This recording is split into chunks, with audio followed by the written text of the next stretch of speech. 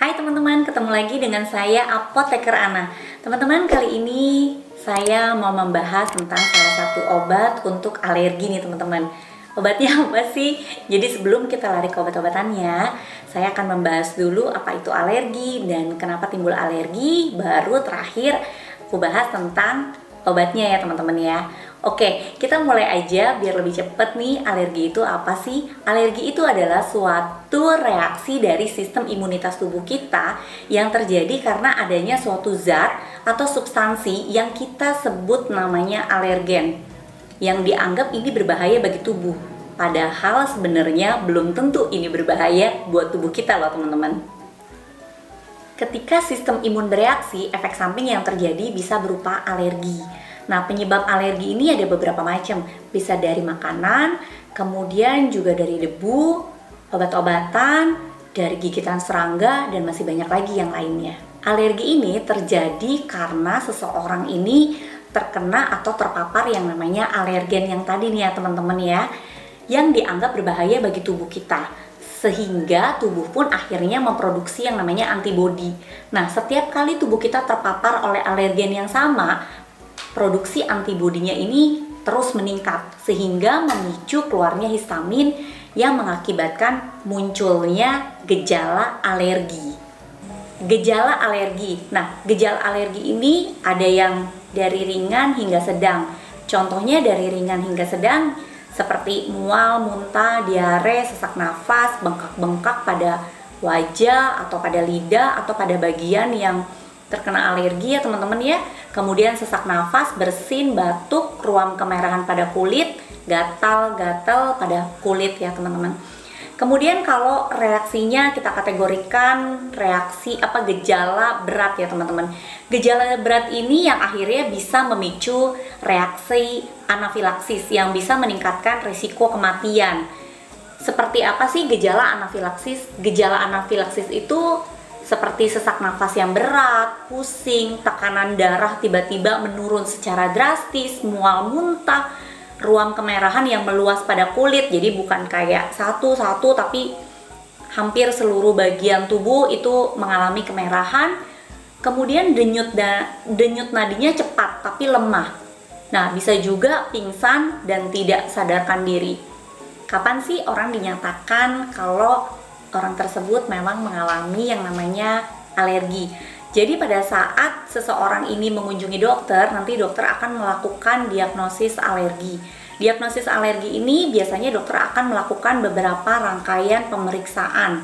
Selain pemeriksaan fisik, ada juga pemeriksaan yang namanya tes tempel atau biasa disebut PET test, tes tusuk kulit atau disebut namanya skin prick test, kemudian pemeriksaan darah dan juga tes eliminasi makanan, teman-teman.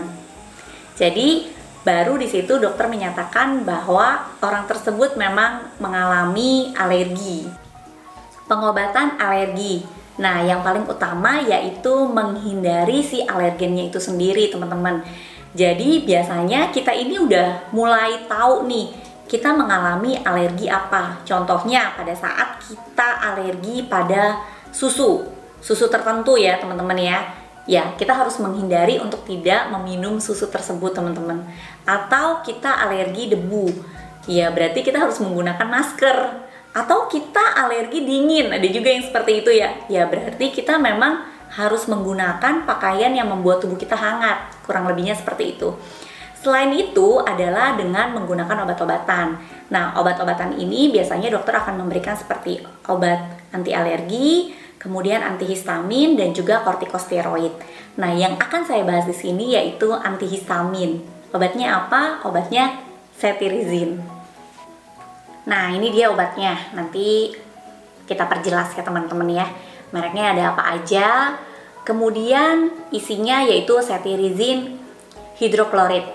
Nah, obat ini adalah dipergunakan untuk mengatasi gejala alergi seperti ruam, gatal, terus kemudian hidung tersumbat, mata berair, bersin-bersin, rasa gatal pada mata, hidung atau tenggorokan. Kurang lebihnya seperti itu, teman-teman. Aku mulai bahas tentang mekanisme kerja obat ini ya. Jadi cetirizine ini merupakan antihistamin kuat yang merupakan golongan dari antagonis H1 yang tidak menimbulkan efek antikolinergik dan antiserotonin. Jadi dosis farmakologinya hanya sedikit yang menimbulkan efek mengantuk. Karena beberapa obat alergi biasanya menimbulkan efek ngantuk ya teman-teman ya. Kalau ini kayak cuma sedikit menimbulkan efek ngantuk, walaupun mungkin ada di beberapa atau di sebagian orang, kurang lebihnya kayak gitu.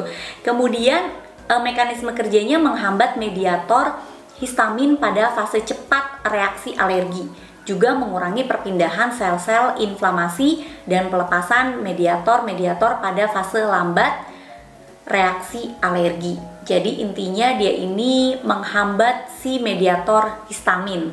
Kontraindikasinya pastinya yang hipersensitif pada cetirizine dan juga ibu hamil.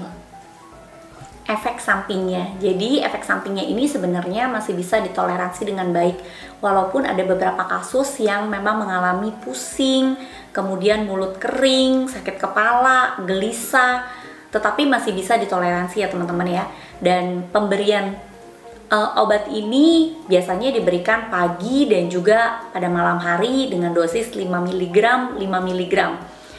Nah, sediaan obat ini di 10 mg ya teman-teman ya, dalam bentuk tablet. Kemudian ada yang bentuk sirup juga 5 mg dan juga bentuk drop yang biasanya digunakan untuk anak-anak.